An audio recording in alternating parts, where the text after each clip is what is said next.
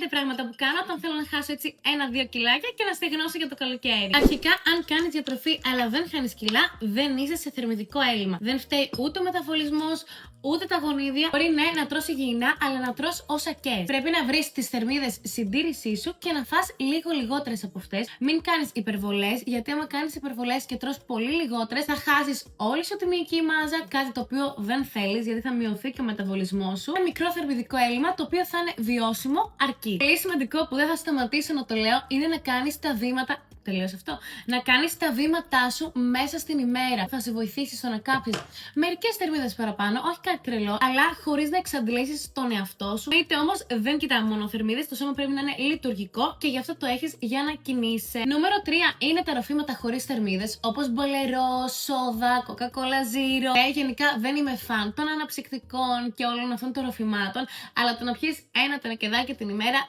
Δεν έγινε κάτι, δεν θα πάθεις κάτι. Πολλές φορές όταν κάνουμε διατροφή έχουμε αυτό το αίσθημα ότι θέλουμε κάτι να τσιμπήσουμε, κάτι να φάμε, αλλά δεν πεινάμε κιόλας. Οπότε είναι απλά λίγο για να απασχολήσουμε τον εγκέφαλό μας. Τέταρτο tip είναι ότι εγώ προσωπικά θέλω να τρώω λίγο πριν κοιμηθώ. Εντάξει, δεν εννοώ 10 λεπτά πριν κοιμηθώ, εννοώ μία μισή ώρα πριν κοιμηθώ το τελευταίο μου γεύμα. Γιατί δεν έχω χειρότερο από το να πέφτω για ύπνο και να πεινάω. Είτε δεν θα φάω σπαλομπριζόλες με κοκορέτσια το βράδυ και να μην μπορώ να χωνέψω, είναι κάτι λίγο πιο ελαφρύ, το οποίο χωνεύεται εύκολα και θα με κρατήσει. Τελευταίο και πιο σημαντικό είναι η προπόνηση με τα βάρη. Αν δεν κάνεις προπόνηση με βάρη, είναι λες και βάζεις τρικλοποδιά στον εαυτό σου. Αρχικά θα αυξηθεί η μυϊκή σου μάζα, που τι σημαίνει αυτό? Αυξάνεται ο μεταβολισμός. Που αυτό σημαίνει ότι το σώμα χρειάζεται παραπάνω θερμίδες ακόμα και όταν δεν κάνεις τίποτα. Και πέρα από αυτό, το σώμα θα φαίνεται πιο καλύγραμμο, πιο σμιλευμένο, πιο γραμμωμένο. Να θυμάσαι ότι αν ήταν τόσο εύκολο θα το κάνανε όλοι, μην απλά πειθαρχημένος. Σκέψου κάθε μέρα το στόχο σου και επιτέλους αυτή τη φορά κράτα την υπόσχεση που έδωσες στον εαυτό σου.